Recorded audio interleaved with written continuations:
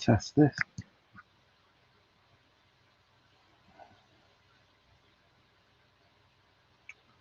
See if we go live, what happens.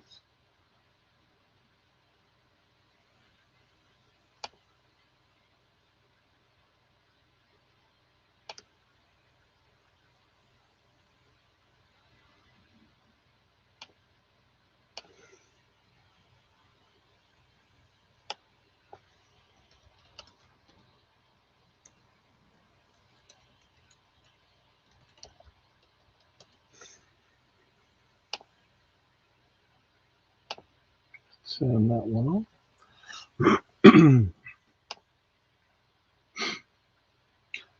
Got a few people coming in. I don't know if you can hear me. See Lucas there. Lucas, can you hear me? Rich, can you hear me? I'm streaming from my van, actually, on the road in the middle of outside Stoke-on-Trent. It's all glam. Got all my, you'll be impressed with the branding. Where is it here? This is actually to hide a mirror, because otherwise you just see all the kit I've got here, actually. Got Lucas, got Richard, Double A, good afternoon. What are your thoughts on YouTube, and is it a viable side business? I'll come back to that. I don't think YouTube, to make money out of YouTube, you have to have a huge amount of traction and a large following. So you've got to think about ways of leveraging your audience and making money out of it in terms of in other ways. So these as a, unless you want to sort of go completely full time. Well, Nick, Jerry, Lucas, Richard, Christopher. Well, that's good, actually. I'm actually surprised anyone out there didn't publicize this at all. So I'm in my Fiat Jakarta van conversion here. I'd show you more of it, but you might see my partner Nicola up there in bed watching, I don't know what she's watching, Squid Games or something. I could maybe one night when she's, she's more clothes on, we might spin it around. So this is the van. So I've been doing, I don't know if you've noticed on social media, so I've been doing a UK tour. So we've started off in Newcastle, came down to Manchester, the odd route, back up to Glasgow. And we're down to within Manchester as well, and then Liverpool today and Stoke tomorrow. I'm actually from Stoke-on-Trent. I was born there. I'm a Staffordshire Bulldog. So, and then I moved up to Lancashire when I was about 9. So, what I've been doing is a couple of things. One is we're doing the van tour, so I get to meet small businesses. I'm doing sort of workshops and sort of a bit of a team event and talking to people individually. And that's been makes my brain hurt actually, just talking to people about their business. They're all different, got different backstories, different issues. So I've been learning about the business, their issues, what problems they're facing. And this is really feedback into the Moblocks business that I'm building, which is they're going to be a technology and tools platform for small businesses, being a bit sort of stealthy about all the services, but basically we want to reinvent all the key services that small business owners use, because most of them are rubbish and not designed for small businesses. So I want to change that up. So I've been doing the workshop, talking to people, doing the tour throughout the UK, and also we're running a competition. So this is going to go on for some time. It's called Pitch to Piers. And we're basically giving away £10,000, no strings attached. I'm not expecting a percentage of business or anything like that. So no strings attached. Enter the competition at moblocks.com. You'll also get my course for free, which is 10.5 hours, 76 lessons. And it's pretty useful for anyone in business, especially if you're reasonably new to it as a new business. There's something in there for everybody. Even if you're reasonably well established, there might be things that you haven't thought about. So enter that, and then what we'll do is we'll pick 5 finalists. They then get to pitch to me personally, or the video. We'll see where we are at the time, and then we'll pick a winner, and it's £10,000 for that small business. And that's really just, it's partly sort of PR, obviously, but it's also doing our bit to try and help a small business. So I thought what I'd do here is try and get you all to follow me and Moblocks, or follow Moblocks, especially on Instagram. No one seems to care about Twitter too much, but especially Instagram. And please enter the competition. It's worth doing, and it's something that I would bring a lot of effort into. This is what the van tour is about. I might do one of these a year, a shorter one though. 2 weeks is quite hard work. But then let's just go through. So I've been answering questions all week, so I'm going to keep this one quite short, quite sweet. I am currently, I'm in my Sandbach outside Stoke-on-Trent in the UK, in the middle of the UK. So we're going to drive in the morning and meet about quite a big group tomorrow, actually. So I'm quite looking forward to that. So if you've got any questions, I can keep talking about Moblocks and what I'm doing. But if you've got any questions, put them into the chat, and I'll see if I can answer a few on this quick trial. I've been meaning to do one of these all week actually, but by the time you've done the day, left, driven for a few hours, you're just tired out. It hasn't really happened, and it's just the wrong time to do it too late. We've done quite a bit of driving, so 3-4 hour drives. So let's have a look down here. So Chris Jackson, actually, is it Chris? Yeah, so one of the things that keeps coming up actually, and I did a talk for Black History Month for a very large property consultancy last week, which is really interesting. And I asked the CEO this question, and the question is, let's get it up actually. The question is here from Christopher Jackson is, hi Piers, do you think shops are still viable? Now, shopping is clearly always going to be viable. I'm going to have to buy stuff from somewhere. But I always say that there's no point selling the average product. I've said this many times if you see my streams. The average product, the average price, the average consumer, in the average way, with the average service. You will have your lunch eaten by the big boys. There's no doubt about that. So you have to, if you're a shop, let's come back to the high street. You have to move up that kind of what I call the value pyramid. There's no point languishing around the bottom because you're going to get disintermediated or just killed basically. So you've got to move up the food chain and add more value for those customers. And that might be that, it might be digitally. I'm a big fan of trying to turn any business into a recurring revenue business. That can be service add-ons. It can be, not quite recurring like a subscription. It can be reoccurring, so like a reason to come back now and then. The best example of this is Jeff Bezos, which is Amazon. He turned an online shop into a huge recurring revenue business, which is called Amazon Prime. So, always try and find your prime if you're in retail. And the point about the high street is that this is what this the CEO of this large property consultancy was saying. He was saying, the high street is going to change. There's no doubt about it. There's no point trying to flog a dead horse. No trying to pretend it's not going to change. The thing's going to change dramatically. No point sticking our head in the sun. That's going to happen. And COVID really has only sped it up because e-commerce and online purchasing has increased by what was expected over 10 years, happened in 18 months. So not going back to 2019, this is it. And this is accelerated that pace of change. So the high street is going to become, we've seen this already, things like Made and Boohoo even, you're going to start to see online retailers want their brands to have some kind of high street presence so people can touch, feel, interact with the brand. And they're not going to have lots of these things. It's going to be more experiential. Now clearly that's not going to fill all these big high street shops that we've seen close over recent years. They're probably never going to be filled again. They probably have to be repurposed. If the building isn't fit for that, you're probably going to see those buildings be replaced, something which is more residential. And I'm from one of my time in Manchester. I was back there again this week, clearly on the Moblocks van tour. And it's amazing how many buildings are going up. Lots of build to rent, those kind of properties. Lots of students here, obviously. But these populations are coming back into city centre. So actually, there's a huge opportunity there to develop services and shops and shopping experiences for these sort of new communities. So that's an interesting change. But your traditional high street is going to change massively, and we haven't even scratched the surface yet of online retail. So shops, yes. Average shops doing average things, no. Adding value for customers, which big shops can't do, is it's a threat for small businesses and small shops. It's also, if you look at the other side of that coin, it's a big opportunity. It's something where you can build relationships, you can create an experience, you can build a local brand, get involved in your community. But also, if you're selling stuff, try and link to platforms where you can get your inventory online, essentially, so it can be sold to a much wider audience. So you're not limited. This is the key thing. You're not limited by the footfall that's going past your front window, your shop door. So that's the key thing. My thoughts on that. Let's have a look down here. Ian Bailey's on. Hello, Ian. So Ian, I'm in Stoke tomorrow. So Ian's an old family friend. I'm not going to say how old, but we're both getting older. And Emma, his partner, she is from the Potteries, Stoke-on-Trent, where my late father worked in ceramics, and she creates sort of custom, they're all custom with ceramics. So Ian, if Emma wants to come down tomorrow, let me know if she's not already coming, and I'll send you the details. Send me a message if you've got a question. Fire away.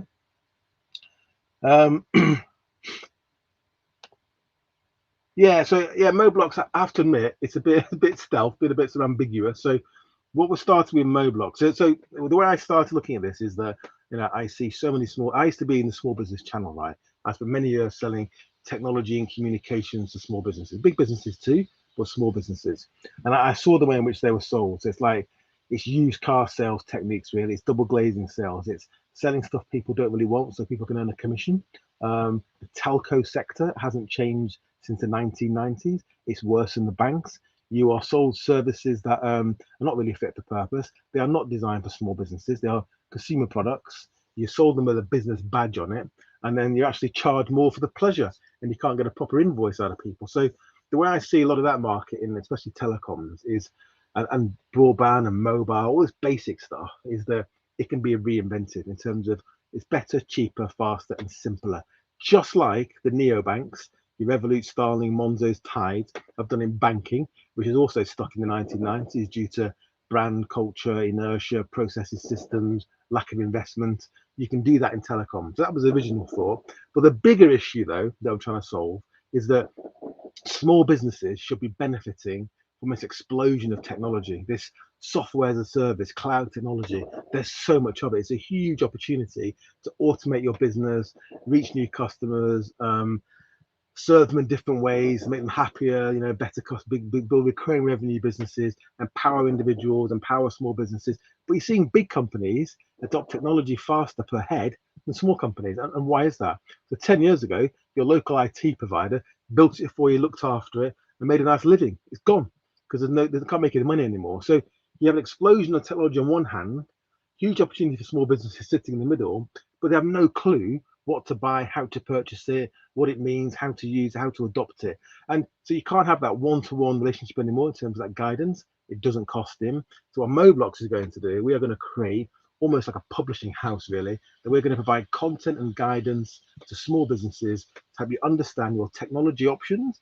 And I call them modern business tools. It's things like you might have access to a database of employment contracts, right? It's not software, is it? But it's a business tool using technology, using the internet. So we're going to provide content to give you the guidance. And then when you make the purchasing decision, hopefully you'll buy some things from us, some things we'll resell, and other things we're going to create a marketplace. And in that marketplace, there'll be lots of services, across the board. Will be as objective as possibly can, and you'll get to choose one, and we get a sort of slight commission if you buy it as an affiliate network, basically. But the most important part of all of it is building a community of small business owners that we talk to, but they talk to each other. And then as we build that community, that buying power, if you think about it, no one's ever done this really in terms of a B2B SME community. You really build it to a scale where you have the power to go to the big players and get deals on anything, be it technology, infrastructure, services, whatever, family holidays, whatever it might be. And we use that buying power, a bit like a Groupon model, really, to help you get better deals, better value, better services. And Moblox really is about helping you grow revenue and reduce costs. And in the middle is profit, income, or more time to walk your dog or spend with your kids. That's what it's about. And we're going to start turning on the services probably early next year. But in this year, we are going to start launching the content and the community. So I'll be industrializing this kind of stuff so I can hopefully engage with you and talk to the membership more. But that's the core of it. It's a community.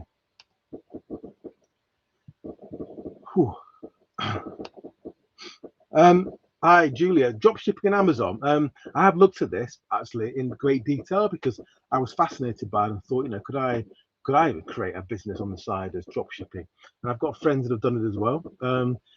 My experiences, and it's not vast, I'll admit that, is that it seems to be a lot easier to do in the US in terms of the ability to dropship. And you know what dropshipping is? It's sort of almost it's missing out the middleman. So you sell it's usually a physical good, clearly. It's manufactured somewhere, and the manufacturer, rather than have all those middlemen, the manufacturer will pick, pack, and ship it to your end customer. So you can literally have a business where you'll maybe take a physical product, you may tweak it, or you may create your own actually, but then it's shipped straight to the customer from the manufacturer, and it cuts out a lot of middlemen, a lot of margin erosion, which is a fantastic model. But I haven't really seen it work as effectively in the UK as I've seen it work in the US.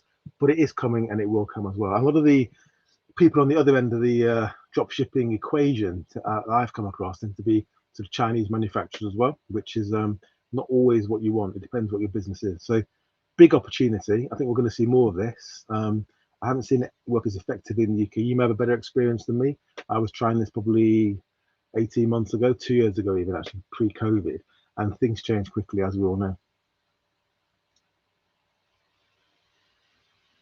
Yeah, Julia. So if you can find the right product, the right partner to ship it for you, it's a fantastic way of building a business. It's fun because the idea behind a small business, right, is you want to focus on the customer relationship and focus your limited time and resources on where you add the most value, not the mundane. You have to do the work clear in developing the product and testing it with your target audience, so getting that what they call in tech product market fit, right? And once you know it's working, then you want to focus on selling, branding, the website, customer service, not pick, packing, posting, shipping, and just nonsense like that. It can all be done for you and outsourced. And that's what technology and these modern business tools I keep talking about help you do. And drop shipping is kind of one of those. I'm going to keep this quite short tonight, so forgive me if it is just a bit short. I was just testing it out in the van. This is my first live stream from the van. If you just joined, I'm in a Fiat Ducato converted van outside the sunny town of Stoke-on-Trent in the middle of the UK, in a field, quite literally. I've hung this up behind me because it's over a mirror, so I don't want to reflect all the technology I'm looking into here, which is a camera and a big light up there. But I think it's working quite well. I can turn this. This is the light behind the mirror. It's quite cool, actually. I thought I'd leave that on. Let's see what we've got else in here. Whew. Do you have any advice? We have to give them a quick equity. Right, okay. Well, these questions, right, I don't really read them before they come up, so give me a moment. Nick Gregory, do you have any advice when having to give up more equity for a short-term fix? Yeah, that can be a nightmare. It'll be very expensive in the long run. We are on the cusp of a good long-term investment deal, but need a runway into next year to wait for all the legal work to be complete. We can't get a loan as we're not, I guess, profitable, the usual stuff. So this can be very difficult. So some people, there's the water here. Can I actually reach over to a fridge? One sec.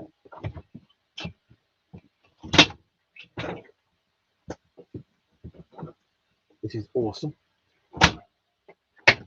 There you go. So some people can see, blood on the floor, and I use it to their advantage.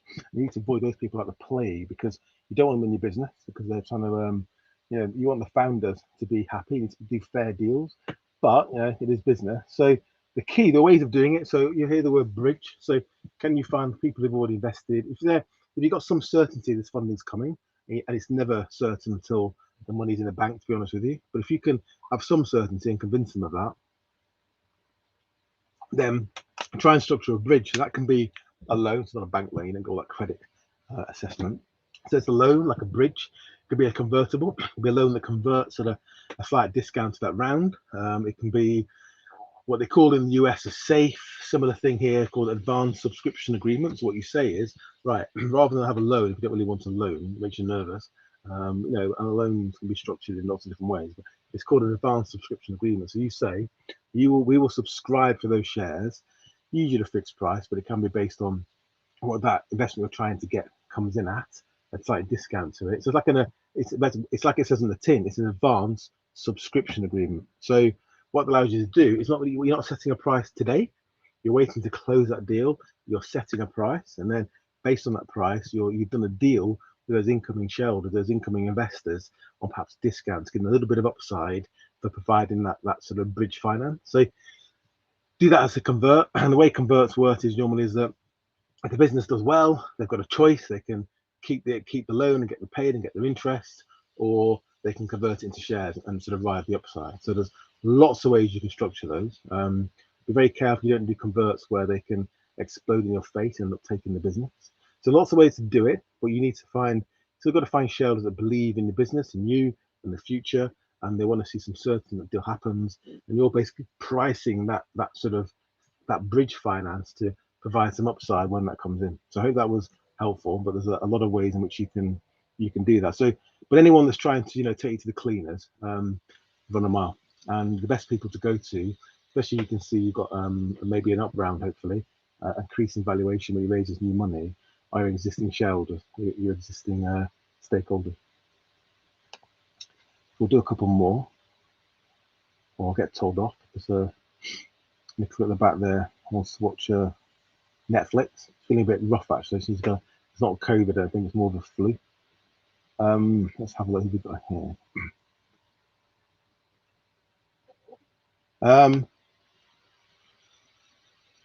Hi, Liam. Hi, Liam. Hello. The Cardiff, I'm not entirely. Nicola, do you know what venue we're in Cardiff? I'm not entirely sure. I can find out, but rather than me, you look at the top of my head while I look into a phone, we are putting them online as we go along. But Cardiff's going to be quite a big one. I think we're actually organising a bit of catering as well. So Liam, just look out or ping me on. Can you have a look? See if you can find it. Nicholas, you can have a look. Well, follow Moblocks on Instagram as well. So please all do that. Please also enter Pitch to Piers competition to win 10 grand. That's really important. You also get my course for free when you enter. So that's 76 lessons, 10.5 hours of content. Great for new businesses. Great for anyone building a new business or starting a business. But actually, there's probably something in there for everyone in business, unless you're a real dab hand, and which you probably wouldn't be here listening to me, to be honest with you. So Liam, it's all going to be on social, and we'll post it on there. But yeah, come down and say hello. The more, the merrier. I never quite know with these events when I turn up. They're just going to be myself and Nicola there with a camera, vlogging, talking to ourselves. But so far, it's been amazing. I've had things ranging from starting a business, come from scratch, having an idea, how do I do it? People that find that their community doesn't really support them, and how do they work around that? People that have had struggle raising finance, people in areas of the country where they don't have the right networks or the right sort of access to finance that they really would like to have. So it's fascinating driving around the UK, even in a short period of time, hearing the challenges people have, not only personal ones or financial ones or business ones. Some of them can relate very specifically to who they are and where they're based. So that's been really interesting.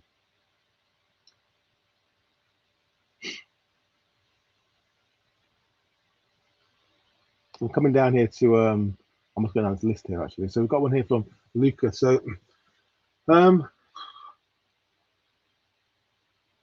it doesn't matter what you use to create your pitch deck. PowerPoint, Canva. I can't remember the other one, the one where you can zoom in and out, and mine's gone blank. Lots of them. Doesn't really matter. It depends who you're pitching it to as well. If you know people well, sometimes you don't really need much of a pitch deck. You probably need a bit of a business plan, a very short thing, an overview, some numbers, and you talk to them and explain to them that there's a story with a beginning, a middle, and an end, and the end hopefully is where they make some money. And you just show that you've done your homework, you've done your research, you know your market, you know your target customers.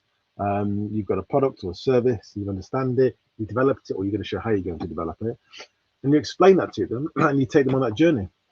And if they're interested at this stage, normally they're investing in you essentially, as well as the business. Now, alumni networks depends what kind of alumni network you're talking about. Is it sort of a university? Have you done an MBA? Are people with business experience, or are they investing more like angels rather than friends? That makes a bit of a difference. They'll do more work. They'll do more due diligence. They'll ask more questions, which is fine because if that kind of alumni means that you've been there and understand the process too. So don't get too hung up on what software. It needs to be presentable. It needs to show that you can present things, because you have to present things to customers or stakeholders or future investors. So if it just looks like a mess, no one's going to really have any faith in you. You can present anything to anybody, and that includes selling. Selling, unless you're doing digital e-commerce essentially. A lot of selling, especially in B2B, involves about presentations and communicating ideas and how you add value and features and benefits. If you can't do that with any kind of clarity or they're probably not going to believe you can do it for a customer. So tick the boxes, tell the story. Don't worry too much about what piece of software you. Who cares? But if you're uncertain or you're not particularly good at doing that, find someone who is and make it presentable. Nobody really wants to open a presentation that doesn't look pretty and got some order and it's tidy. The human brain just switches off. It's like anything else. That was quite broad, but I hope that was helpful.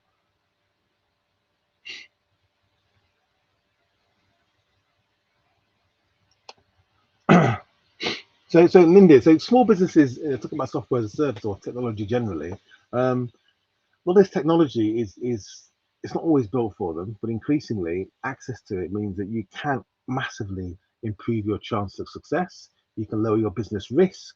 You've access to finance, access to customers. You can lower your costs, increase revenues, create recurring revenues, build people in new ways. There's so much you can do with technology in business, but small businesses just are not adopting it. And this is not me just saying that. To prove the case of Moblocks, Moblocks was based the whole idea on research. I did a huge amount of research, probably too much research, but a lot of research on it in terms of what's the market inefficiency. And it is the fact that productivity in the UK is actually below our counterparts, even in Europe, when you're talking about small businesses. And that is because of their sort of their lack of adoption of technology. And you've seen in there during COVID that the ones that have really fared best are the ones that pivoted, the ones that created use of technology. We saw the older business owner suffered probably more because perhaps, and this is a bit more sort of a bit more guesswork, the research seems to say this, is that perhaps because they're not as willing to adopt technology as maybe the younger generation of people coming into the market. So it's a really important facet. And technology is it's been a linear change, but it's going to start to change faster. It's going to evolve faster, and the pace of change is going to increase. And we're going to I keep talking about this. We're going to go into this sort of exponential age of change rather than the linear age of change. And if you're not kind of using technology at the sort of the bow that to benefit from that sort of bow wave essentially, then you're going to find yourself behind very, very quickly, and it's going to be very, very hard to catch up. That's the key, is that as tech accelerates away, those using it are going to accelerate away with it, and those that aren't are going to struggle. Do a couple more.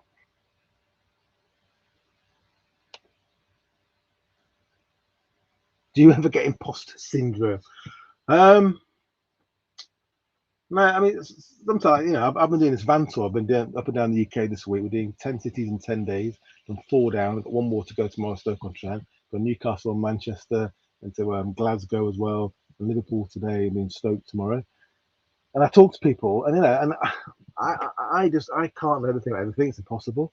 I know a little bit about something, or I know somebody who does. So that's why I can probably do these things and sound as though I can impart some advice. But it's kind of quite broad, horizontal across the top. When you start getting deep and vertical, sometimes I can do that. But often, it feels like you got imposter syndrome sometimes. But I just try and be, and I think everyone should be really honest about it and stop.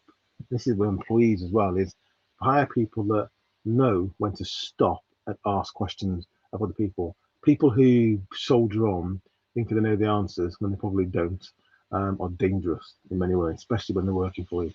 So I don't suffer from it massively because I have reasonable experience, but sometimes I have to sort of check myself and make sure that I'm imparting advice that's as objective and sort of non-biased as possible, because we all have our biases.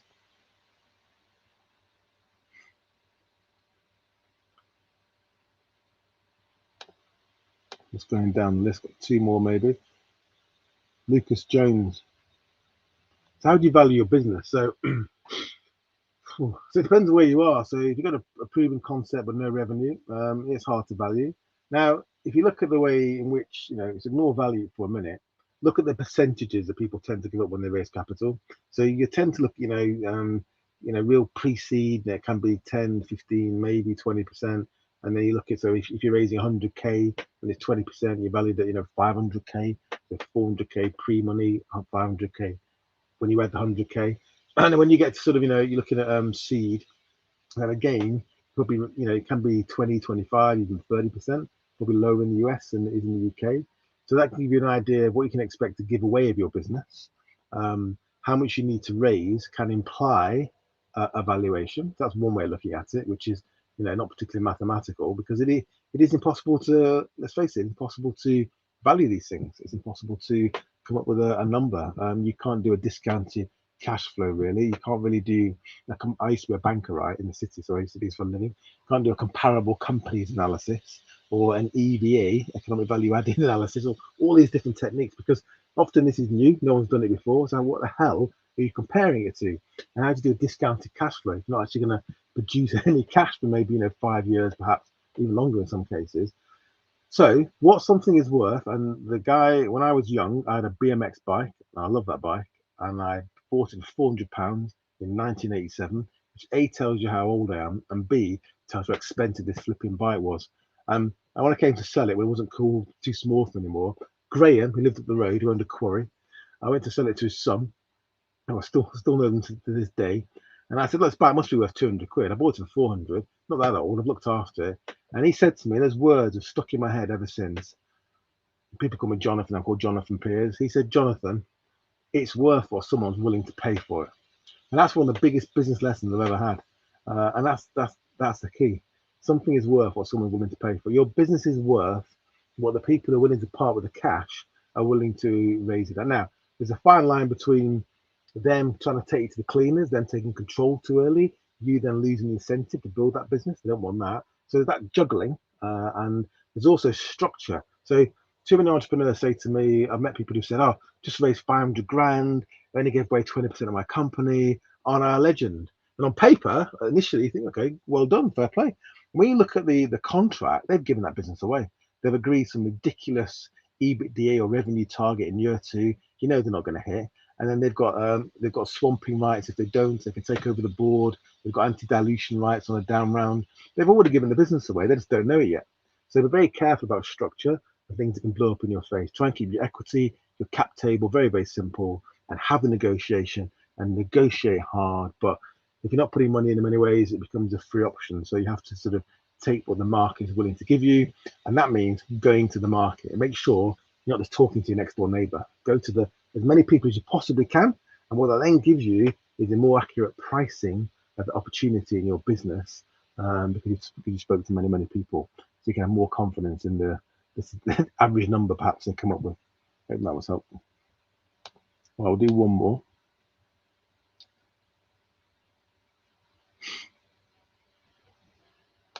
Hi, Graham. This is a question I get often, so often that luckily for you, you go to my YouTube channel, Piers Linney TV. I made a playlist, and it's called.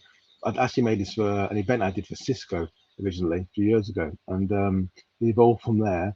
And it's a video, and there's 5 videos, and they talk about how you scale up a business. It doesn't matter what business it is, and I can't really talk particularly about a training business. It can be any business, and there's 5 factors really, and I can't go through more now.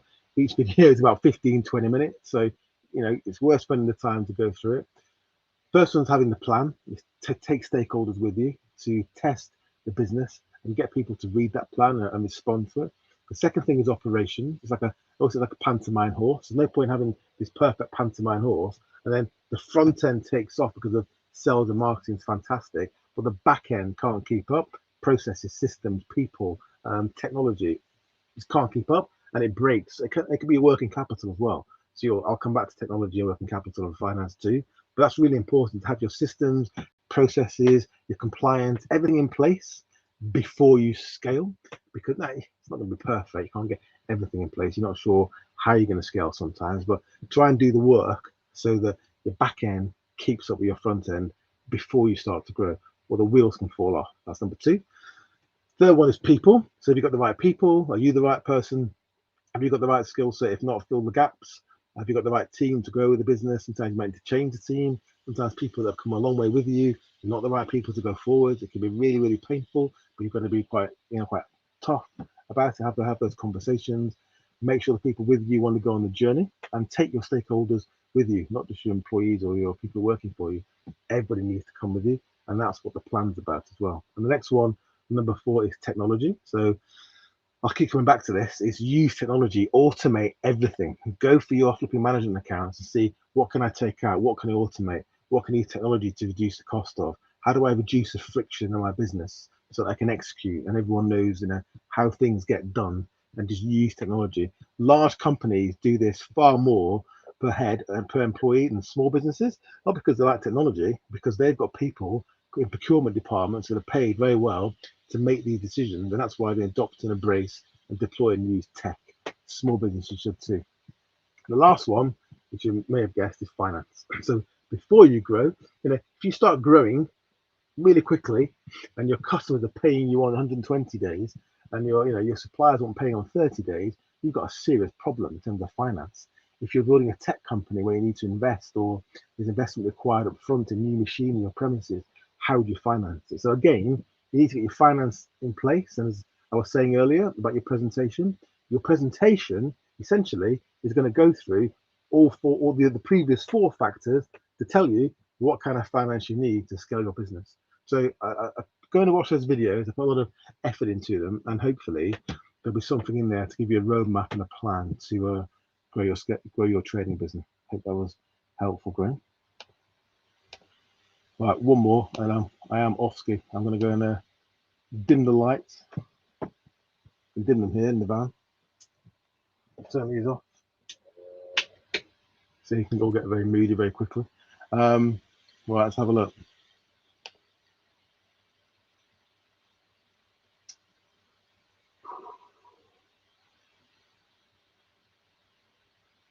Yeah, I'll do one more. So I've done a Kickstarter campaign. So I've done put this back on, so I like the look of it. I've never done a Kickstarter campaign. I've done crowdfunding, and there are some similarities, slightly different. But I think the key thing I found in Kickstarter campaigns is it's like anything else. It's a PR job, it's a presentation job, it's knowing your audience, it's doing your work, it's having your campaign. I don't know if it's 30 days or not, but you've got events and news, and you run it like a real PR campaign to really get that attention. Your product's presented well, you've got a great video, you do all the work, tick all the boxes. Well, the key thing is to make sure you can deliver. A lot of people run Kickstarter campaigns, and frustratingly, it's got a lot of hot air actually. So make sure you're doing something you believe in. Eventually, they'll come back and bite you. So make sure it's something you believe in, and just do your homework. And I always say, if it's something that you're not comfortable with, find someone or try and bring somebody in that has done it before, knows what they're doing, knows what works, and can shortcut the risks that can be involved in these processes. Because if you don't get it away, there's a lot of time, effort, potentially money down the drain. So it's really important that you absolutely do all your homework you possibly can to reduce the risk and the chances of failure. I'm going to leave it there. That got to everybody. I'm going to try and do some more of these. I'll be more organized next week, I think. So for now, it's hello. Well, it's goodbye actually from a field outside of Stoke-on-Trent in the Fiat Ducato convertible. Please, as I said, follow us on Moblox on Instagram and enter the competition. Hashtag pitch to Piers. Could win £10,000 for your small business, and you get to pitch to me. So that'll be interesting. Could be virtual, could be real. We'll see what happens near the time, and we'll see you next time. I really do appreciate you joining, and have a good evening.